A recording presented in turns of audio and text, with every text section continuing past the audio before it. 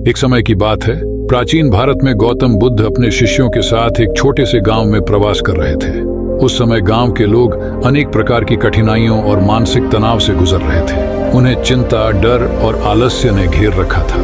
हर व्यक्ति दुखी, असंतुष्ट और अपने जीवन में शांति नहीं महसूस कर पा रहा था। लोग गौतम बुद्ध की शिक्षाओं के बारे में सुन चुके थे और उन्हें विश्वास था कि बुद्ध ही उनके मानसिक बोझ को हल्का कर सकते हैं। एक दिन गांव के सभी प्रमुख बुद्ध के पास पहुंचे और उनसे प्रार्थना की, हे बुद्ध, हमारे जीवन में शांति नहीं है। हमें चिंता, डर और आलस ने जकड़ लिया है। हमें इससे मुक्ति का मार्ग दिखाइए। बुद्ध मुस्कुराए और उन्हें अगले दिन सुबह जंगल के पास वाले बगीचे में आने के लिए कहा। अगले दिन गांव के लोग बगीचे में पहुंचे। वहां बुद्ध एक वृक्ष के नीचे ध्यान मग्न बैठे थे। जब सभी लोग इकट्ठे हो गए तो बुद्ध ने आंखें खोली और बोलना शुरू किया। बुद्ध ने कहा, चिंता मनुष्य के जीवन की सबसे बड़ी बाधा है। यह भविष्य के प्रति हमारी अनिश्चितता से उत्पन्न होती है। हम हर समय यह सोचते रहते हैं कि आगे क्या होगा, जिससे हमारा वर्तमान बिगड़ता जाता है। लेकिन ध्यान रखो, जो होने वाला है वह होगा।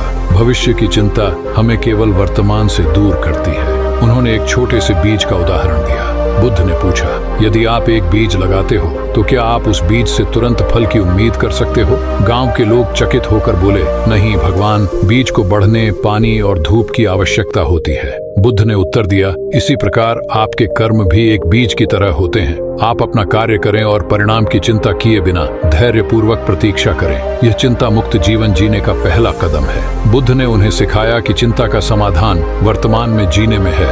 हमें अपने प्रयासों पर ध्यान केंद्रित करना चाहिए, परिणामों की चिंता नहीं करनी चाहिए। जब हम अपने कार्य को मन से करेंगे तो चिंता अपने आप समाप्त हो जाएगी। इसके बाद बुद्ध ने डर के बारे में बात की। उन्होंने समझाया, डर एक छाया की तरह है जो तब तक हमारा पीछा करता है जब तक हम इसका सामना नहीं करते। हमारे जीवन में सबसे बड़े डर वे होते हैं जिनका हम सामना नहीं कर पाते। एक बार एक राजा था जिसे अंधेरे से बहुत डर लगता था। वह कभी रात के समय बाहर नहीं निकलता था और हमेशा दिन में ही सभी कार्य करता था। एक दिन एक साधु उसके महल में आया और राजा से पूछा, तुम अंधेरे से क्यों डरते हो? राजा ने उत्तर दिया, मुझे नहीं पता, परंतु मैं हमेशा डरता हूँ कि अंधेरे में कुछ बुरा हो सकता है। साधु ने राजा को अंधेरे में एक यात्रा करने के लिए प्रेरित किया। राजा ने बहुत साहस जुटाकर अंधेरे में बाहर कदम रखा और जैसे जैसे वह आगे बढ़ा, उसने पाया कि अंधेरे में कुछ भी डरावना नहीं था। धीरे धीरे उसका डर खत्म हो गया। बुद्ध ने कहा, डर का सामना करना ही उसे दूर करने का सबसे अच्छा तरीका है। जब तक हम डर से भागते रहेंगे वह हमारा पीछा करता रहेगा, लेकिन जब हम साहस पूर्वक उसका सामना करेंगे तो वह गायब हो जाएगा।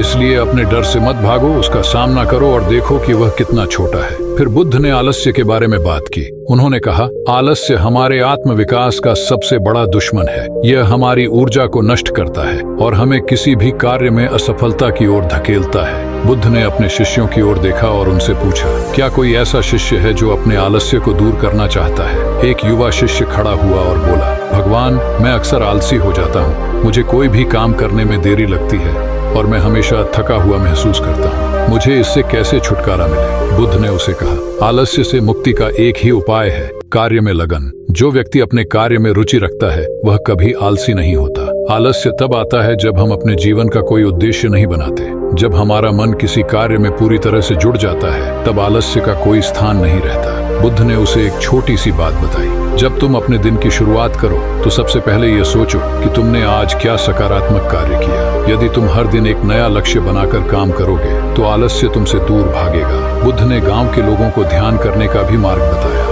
उन्होंने कहा, ध्यान आत्म साक्षात्कार का सबसे सरल मार्ग है। ध्यान हमें वर्तमान में जीना सिखाता है और हमारी चिंताओं, डर और आलस्य को समाप्त करता है। जब हम ध्यान करते हैं तो हमारे भीतर की शक्ति जागृत होती है जो हमें जीवन की हर स्थिति का सामना करने के लिए तैयार करती है। गांव के लोग बुद्ध के उपदेशों से प्रभावित हुए और ध्यान की प्रक्रिया को समझने लगे। उन्होंने ध्यान का अभ्यास करना शुरू किया और धीरे धीरे उनकी चिंता, डर और आलस्य दूर होने लगे। बुद्ध ने उन्हें समझाया, हमेशा खुश रहने के लिए हमें इन 3 बाधाओं, चिंता, डर और आलस्य को अपने जीवन से बाहर निकालना होगा।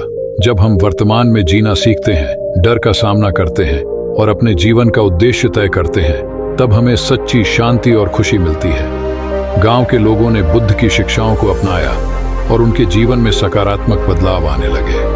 धीरे धीरे गांव में खुशी और शांति का माहौल फैल गया।